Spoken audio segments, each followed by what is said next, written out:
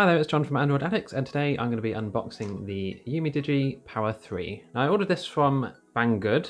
It is also available on Amazon, so I'll put some links in the description below. It cost me £127 in total, which is pretty good considering what you get for your money. That's assuming the phone actually works. Okay, so this is how you can expect to find the phone when you finally get into it. It's quite a nice package actually. Nice feel to the packaging and nice simple design. We've got the specifications here on the back, which we can see. But I'm just going to dive straight into the phone and let's have a look at what we get. So considering this cost, what, a tenth of the price of my Galaxy S20 Ultra here, I'm quite impressed so far with the whole experience. I've never bought a Umidigi phone before. This one came from Hong Kong, so I could have ordered it from Amazon, but it wasn't currently available, so hence ordering it from Banggood. But let's see what we get in the pack. Okay, so we get a thank you card. I'll just leave that over there if you wish to read it. And we get the phone itself. So again, it's quite a nice presentation here for this phone, considering the cost of it. And the first thing I'll notice is it's come with its own faux leather case. So that's a nice touch there. We get the details here on the front here, stock Android 10, 6150 mAh monster battery as they call it, which supports fast 18-watt charging. We also get 10-watt reverse charge, so you can charge your friend's iPhone if you need to. We get the 48 megapixel camera here on the back, this quad camera setup, Full HD 6.53 display, so that's 1080p, and we get the Helio P60 CPU that runs 4 cores at 2 GHz. Now what I'm going to actually do here is just take off this case so we can actually see the phone itself. So with the case off, it's quite a flexible case here. It's better than nothing. It's not the prettiest of cases I've ever seen, but still, can't argue for free. So yes, the phone itself feels a tiny bit weighty, not as weighty as my S20 Ultra to be honest, which has only a 5000 mAh battery. But we see here we get the full details here on a sticker as to what we get inside this phone. So without further ado, I'm going to peel this off.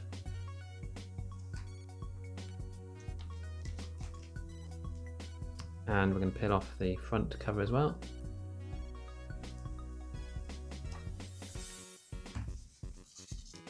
And we can see here there's a pre-installed screen protector on the phone with a pre-installed bubble. Not sure if the camera's picking that up properly, but we'll try and just squeeze that out if we can. Yeah, managed to squeeze out the bubble, so that's good. So we'll have a quick look around the phone itself. Got the volume rocker here, power button, SIM card and memory card slot here on the side, and we have our lovely 3.5mm jack and USB-C port along with the mic and speaker grill. So let's power it up for the first time and see how it looks.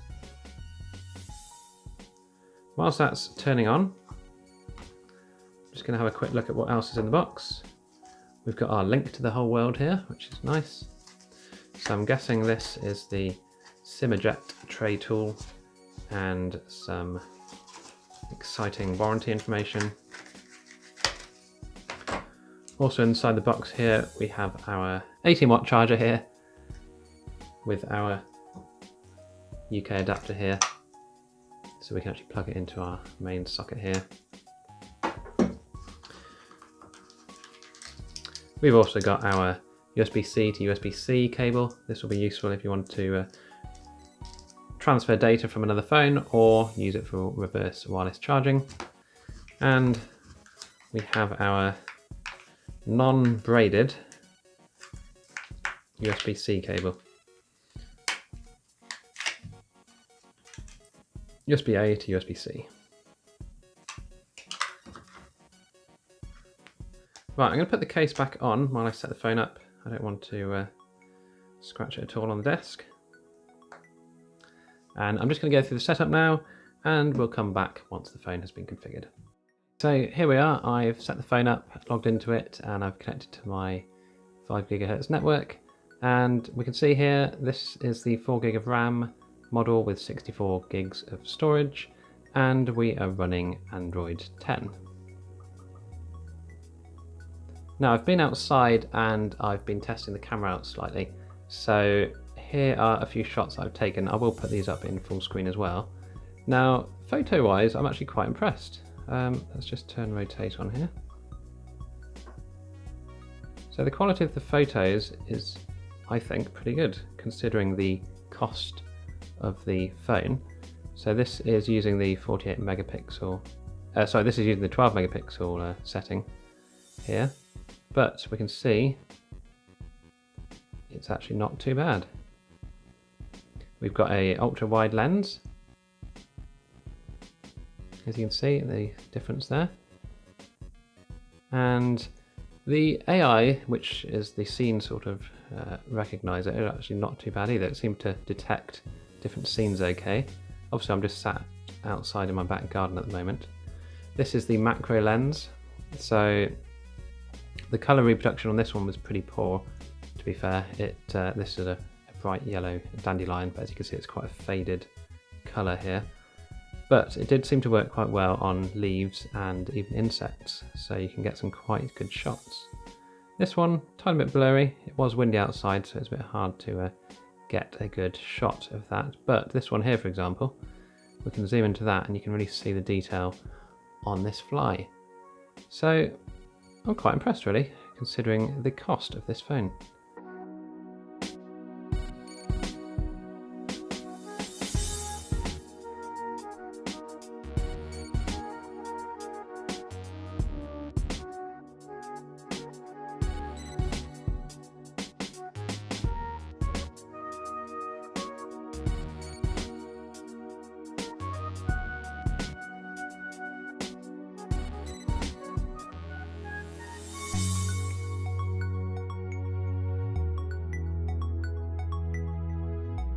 Now, where it seems to fall down a bit is in videos. So if I find a video such as this one,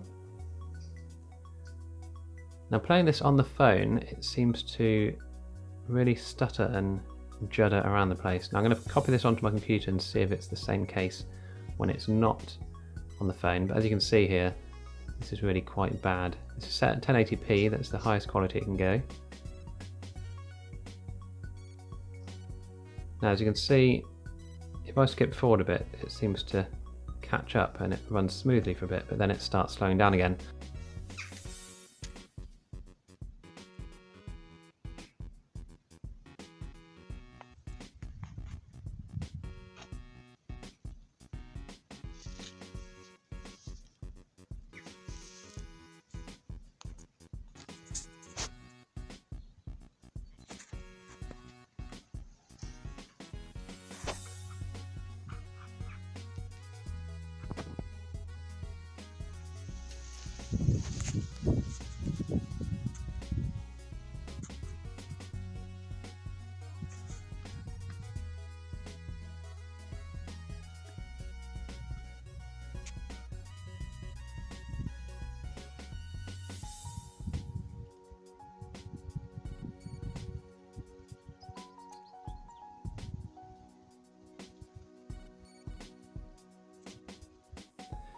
Interestingly, I did a slow motion video here and it actually worked quite well. Now, I can't zoom into this here, but I'll put it up on the screen and you can see the slow motion mode worked very well indeed.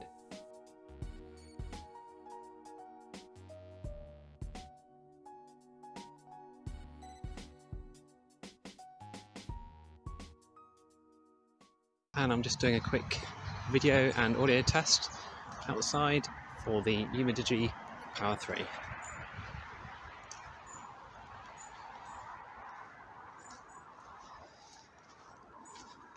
Now there's no optical stabilisation on this camera, but hopefully it's not too bouncy for you. It'll just be interesting to see how good quality the audio is from this just over £100 smartphone.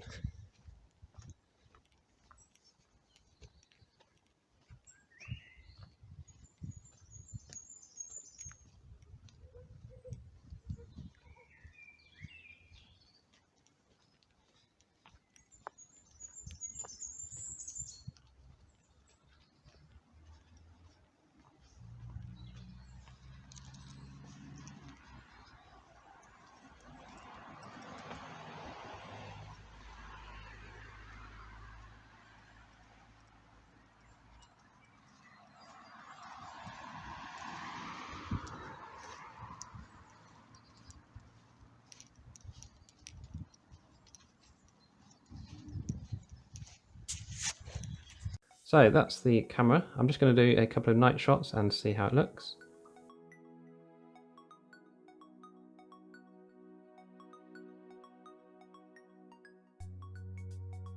Okay, so I finished testing the night mode of the camera and it's rubbish. Don't ever use it. Don't buy this camera for the night mode, basically. That's what I'm saying. Okay, so there we are. That is the Umidigi Power 3.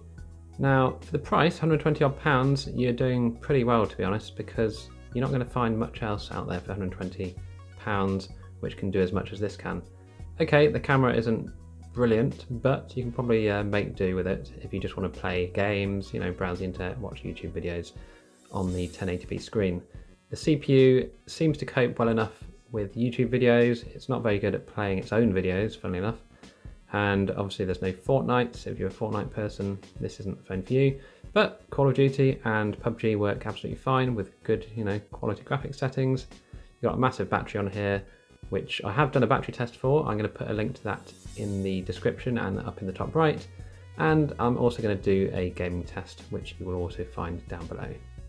So I hope you enjoyed this video. If you did, please click the like button and subscribe to my channel for more videos in the future.